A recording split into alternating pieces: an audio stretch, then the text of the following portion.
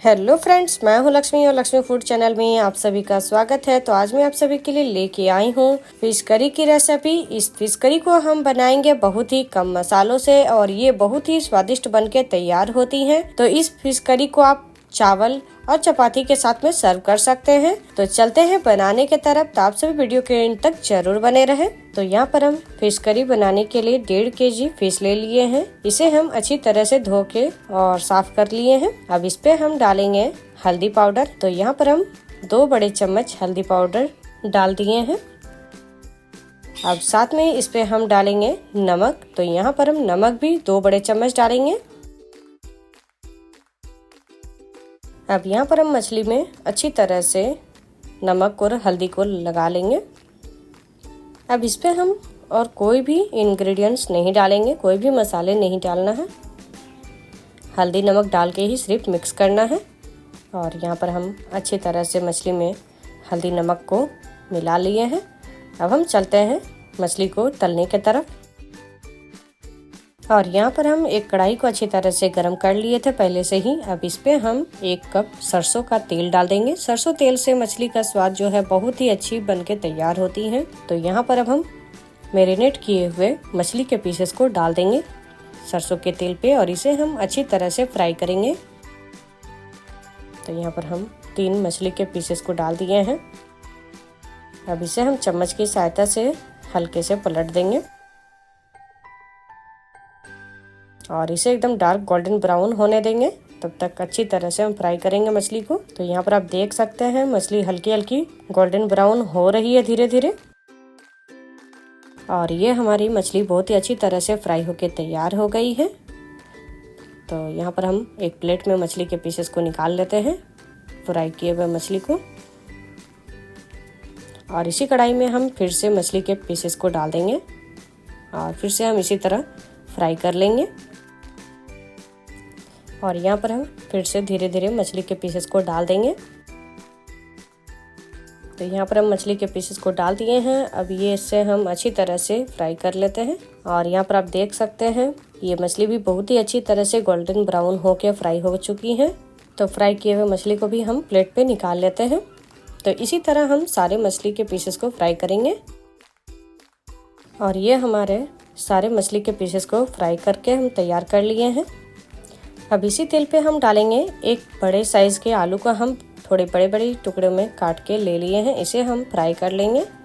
तो यहाँ पर हम इसी तेल पे डाल के और अच्छी तरह से आलू को भी तल लेंगे। मछली के साथ में आलू भी फ्राई करके डालने से बहुत ही स्वादिष्ट लगती हैं खाने पे।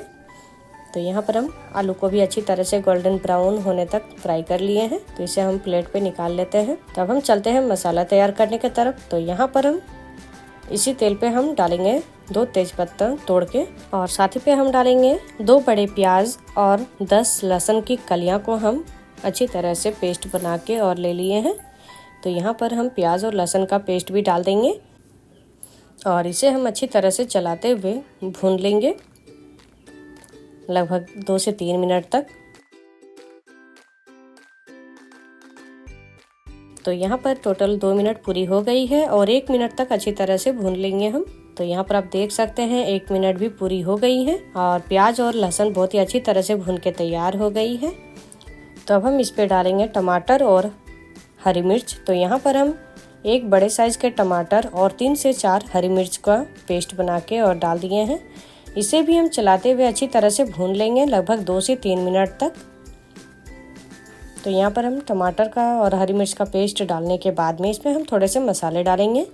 तो यहाँ पर हम 1 बड़े चम्मच हल्दी पाउडर डाल देंगे और साथ में लाल मिर्च पाउडर भी डाल देंगे। यहाँ पर हम 1 छोटी चम्मच 1 बड़ा चम्मच नमक डाल देंगे और यहाँ मसाले डालेंगे।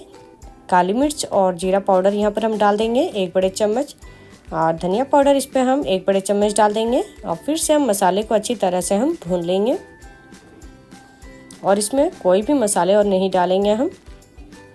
अब यहाँ पर हम चलाते हुए अच्छी तरह से भूनेंगे जब तक कि मसाले से तेल अलग ना हो जाए। तो यहाँ पर हम हल्के से चलाने के बाद में मसाले को अब हम थोड़ी देर के लिए ढक के और पकने देंगे लगभग 2 मिनट तक। तो यहाँ पर हम एक प्लेट से कवर कर दे रहे हैं और ये देखिए आप देख सकते हैं तेल अलग हो चुकी है मसाले से और बहुत ही अच्छी तरह से मसाला भून के तैयार हो गया है। तो अब हम इसमें डालेंगे फ्राई किए हुए आलू। अब यहाँ पर हम फ्राई किए हुए आलू को डाल के और हम 1 मिनट तक लगातार चलाते हुए अच्छी तरह से भूनेंगे।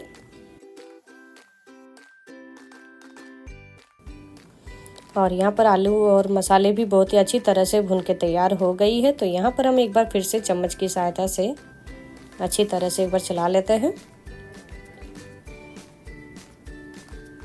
तो यहाँ पर हम मसाले को चलाते हुए अच्छी तरह से एक बार फिर से भून चुके हैं। अब इस पे हम डालेंगे पानी। तो यहाँ पर हम 2 गिलास के करीब हम पानी डालेंगे, क्योंकि हमें फिश करी तैयार करनी है। तो यहाँ पर हम पानी डाल के और चम्मच की सहायता से हम अच्छी तरह से एक बार मिला लेते हैं। तो यहाँ पर हम अच्छी तरह से मिक्स कर लिए हैं मसाले को पानी में।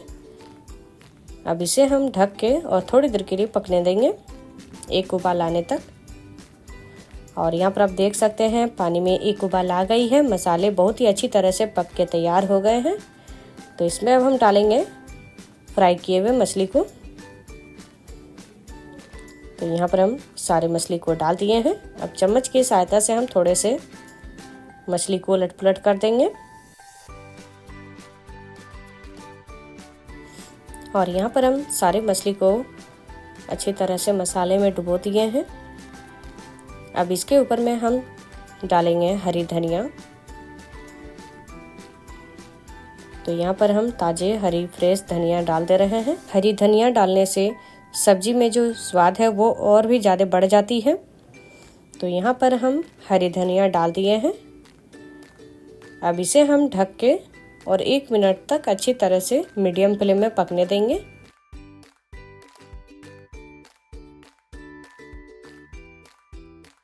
और ये हमारा फिश करी बनके तैयार हो गया है और ये एकदम परफेक्ट खाने के लिए एकदम तैयार हो गया है। और यहाँ पर आप देख सकते हैं फिश और फिश की करी बहुत ही अच्छी बनके तैयार हुई है। तो इसे आप चावल के साथ में सर्व करें, ये खाने में बहुत ही स्वादिष्ट लगती है। तो आप सभी को फिश करी की रेसिपी अच्छी लगी हो तो आप सभी अपने घर पे एक बार जरूर ट्राई करें और हमारे इस वीडियो के नीचे लाइक शेयर एंड सब्सक्राइब करना ना भूले, साथ में कमेंट करना भी ना भूलें।